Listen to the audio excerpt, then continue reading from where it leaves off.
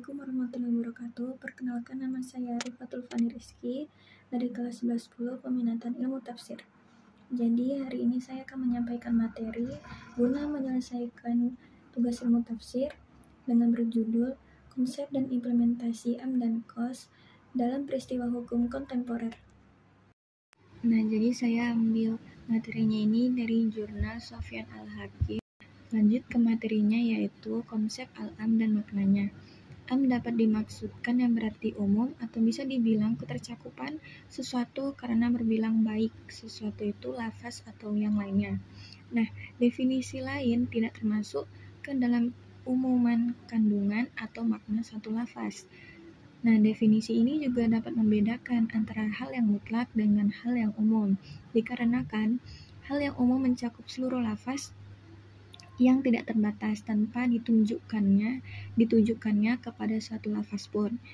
Sedangkan lafaz yang mutlak itu ditunjukkan kepada suatu lafaz yang baik, makna tunggal maupun lafaz jamak. Nah, lanjut kepada lafaz am ini terbagi menjadi 4 jenis. Yang pertama itu adalah lafaz jamak, contohnya itu ar-rijalu. Terus yang kedua itu adalah lafaz jenis, contohnya an-nisa. Lafaz an-nisa. Terus yang ketiga itu ada kata ganti, biasa disebut juga dengan alfaz mubham. Terus yang keempat itu ada kata benda tunggal yang diawali dengan kata sandang atau contohnya itu dapat dicontohkan seperti lafaz al-insan. Nah, terus lanjut ke sigot lafaz am. Pertama, lafaz am. Lafaz-lafaz jamak seperti lafaz kullu dan jami'un. Terus yang kedua, jamak yang dimakrifatkan dengan al yang bermakna istiqraq atau dengan idlofah. Nah, yang ketiga ini lafaz mufrad yang dimakrifatkan dengan al istiqraqiyah atau dengan idlofah. Seperti sama yang contoh sigot yang kedua tadi. Terus kalau yang keempat ini nakiroh dengan konteks negasi larangan atau bisa memakai syarat.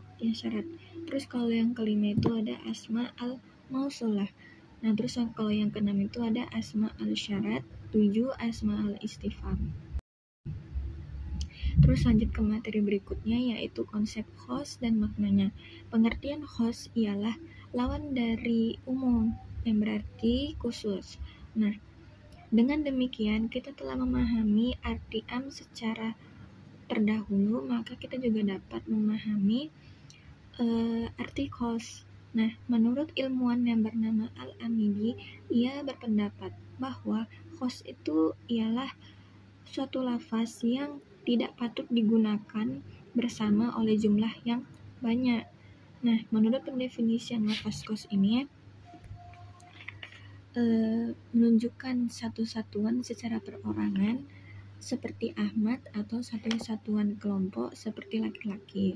Misalnya kayak laki-laki berkelompok dengan laki-laki.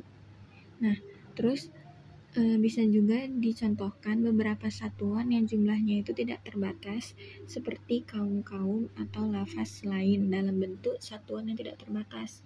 Nah, tetapi tidak bisa menunjukkan seluruh satuannya. Nah, lanjut ke ketentuan lafaz dalam garis besarnya adalah yang pertama, bila lafaz ghair dalam bentuk nasyara.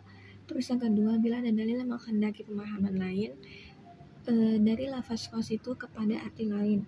Terus yang ketiga itu, bila dalam suatu kasus hukumnya itu bersifat am dan ditemukan pula yang bersifat khos dalam kasus yang lain.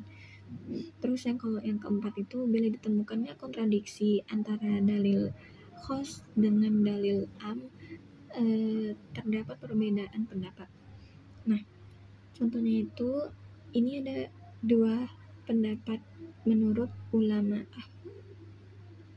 Hanafiyah dan menurut jumhur ulama. Nah, menurut ulama Hanafiyah, seandainya kedua dalil itu bersamaan masanya, maka dalil itu yang khas mentaksiskan yang am karena tersedianya persyaratan untuk taksis. Nah, terus kalau Menurut jumhur ulama, tidak tergambar adanya kontradiksi antara dalil-dalil am dengan dalil-dalil yang khusus, karena keduanya itu bila datang dalam waktu bersamaan, maka yang khos memperjelaskan kepada yang am. Sekian dari saya. Mohon maaf jika ada salah kata dan banyak salahnya. Sekian dari saya. Wassalamualaikum warahmatullahi wabarakatuh.